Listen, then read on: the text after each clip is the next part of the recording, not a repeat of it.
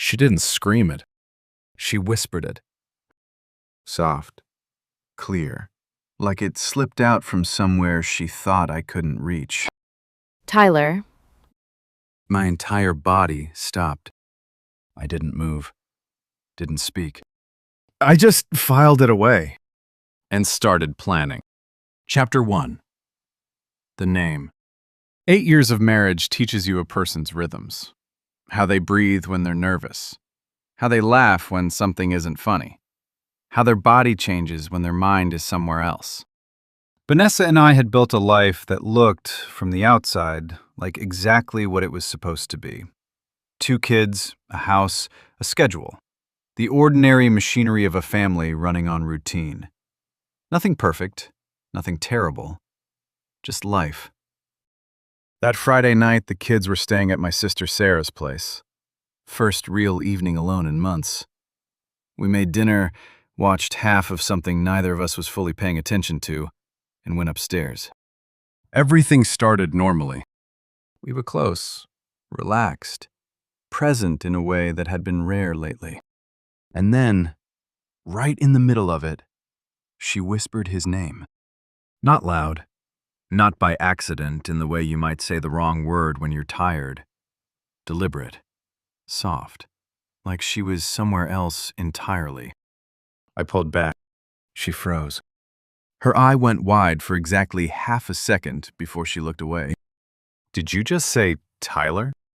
What? No. Oscar, relax. You misheard me. I didn't mishear you, Vanessa. It was nothing. It was a slip, okay? It literally means nothing. People mix things up. You're going to turn this into a whole thing, and it doesn't have to be. You said your ex's name.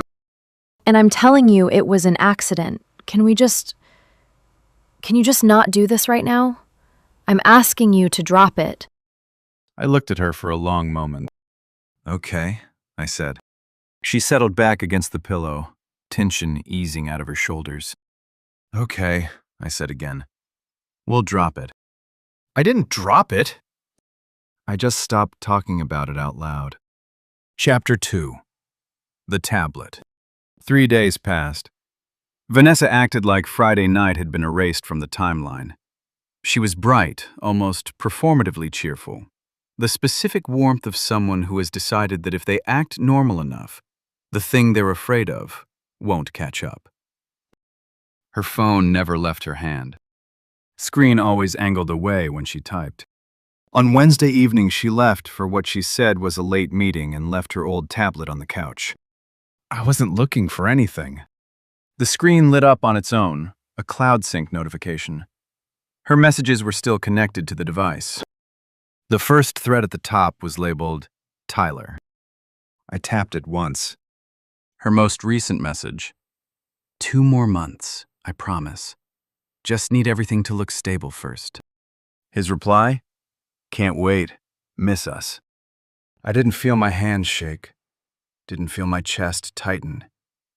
What I felt was something quieter than anger and more dangerous than sadness. Clarity. I scrolled back. Months of it. Complaints that I was emotionally unavailable, that we were basically roommates. Promises that she was working on a clean exit. Plans for summer.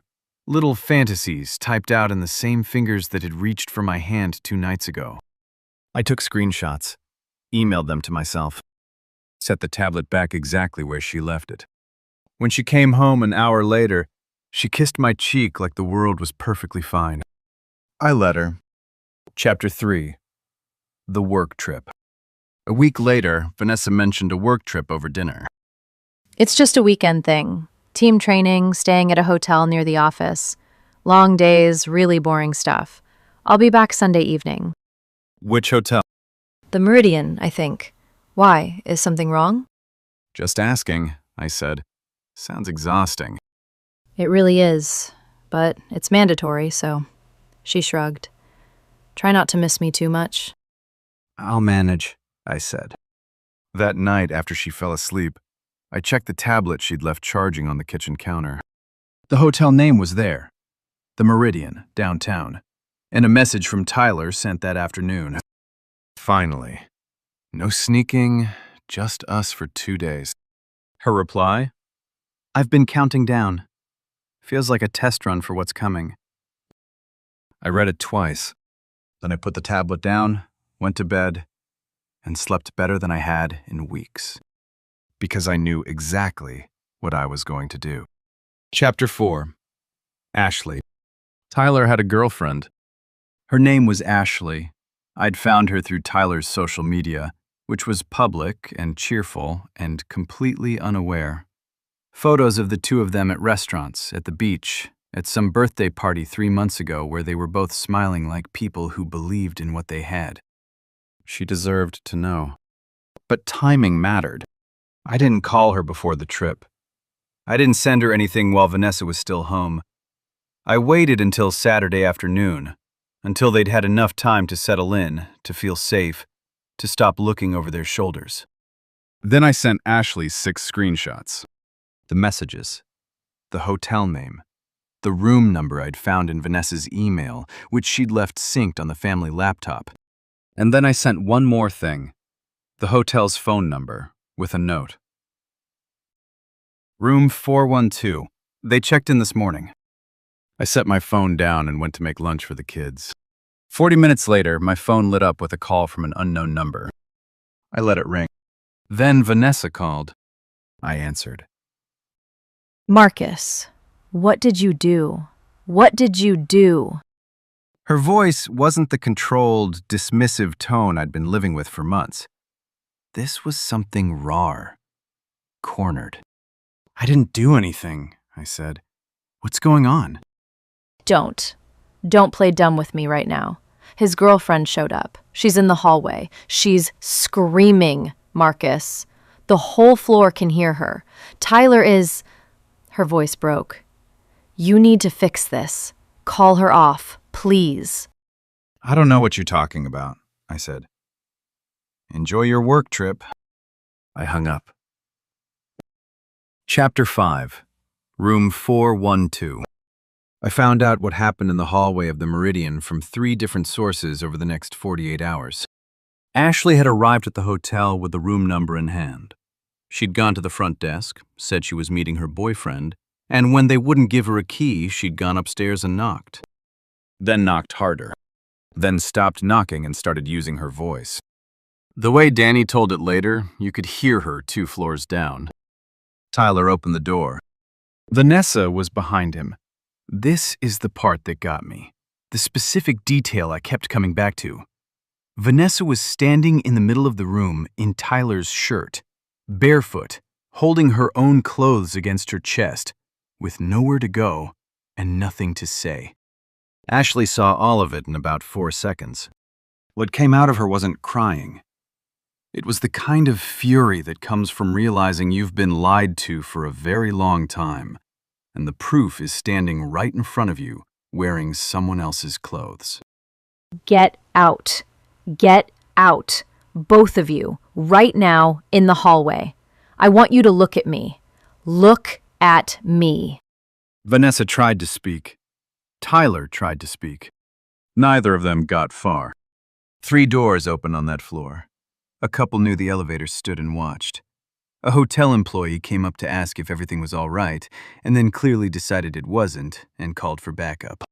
Vanessa ended up in the hallway, Tyler's shirt, bare legs, holding her dress against her chest, standing under fluorescent lights while Ashley laid out exactly what she knew, screenshot by screenshot, in a voice that carried to every room on the 4th floor.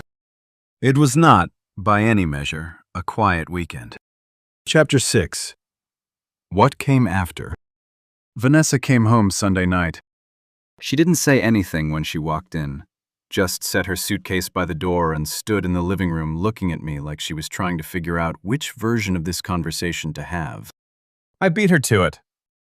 The kids are at Sarah's tonight, I said. We should talk. You humiliated me. In front of strangers.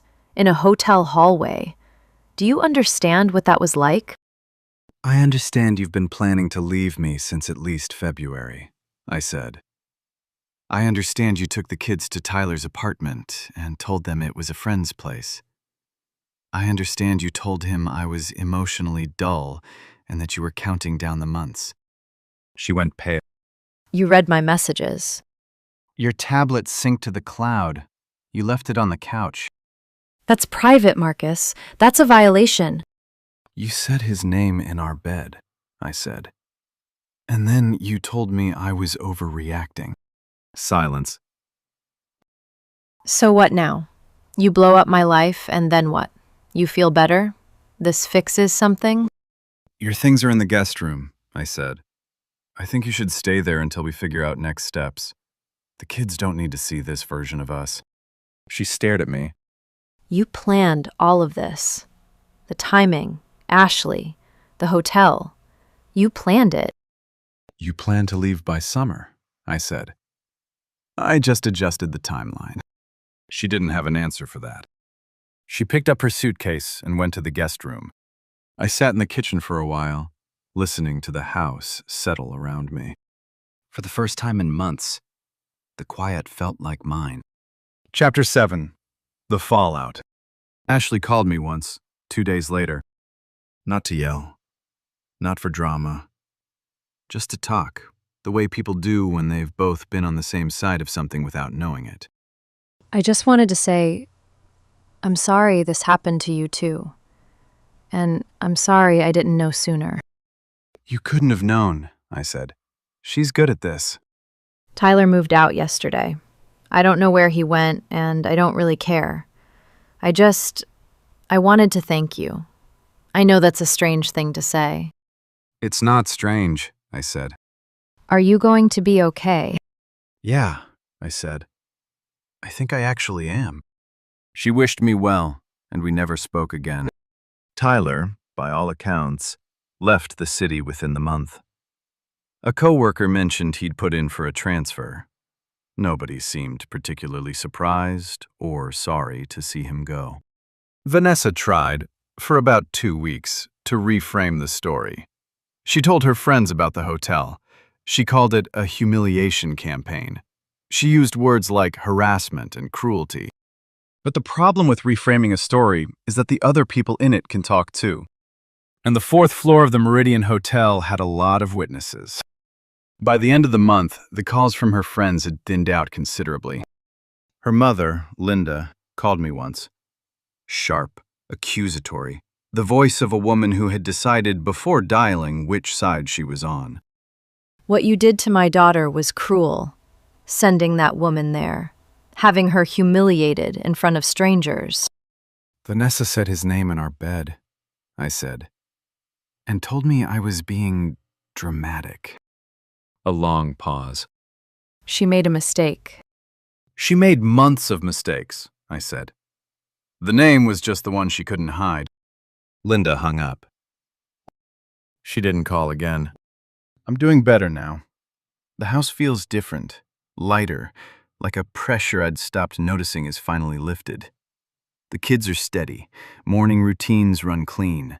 No tension hiding behind closed doors. Some evenings I sit in the kitchen after the kids are in bed and think about that Friday night. About how quiet the room got after she said it. About how clearly I heard it, and how quickly she tried to make me doubt what I knew. The thing about clarity is that once you have it, you can't give it back. And I don't want to. That's where this story ends. Thank you for listening. If this one stayed with you, subscribe, leave a like, and turn on notifications. See you in the next one.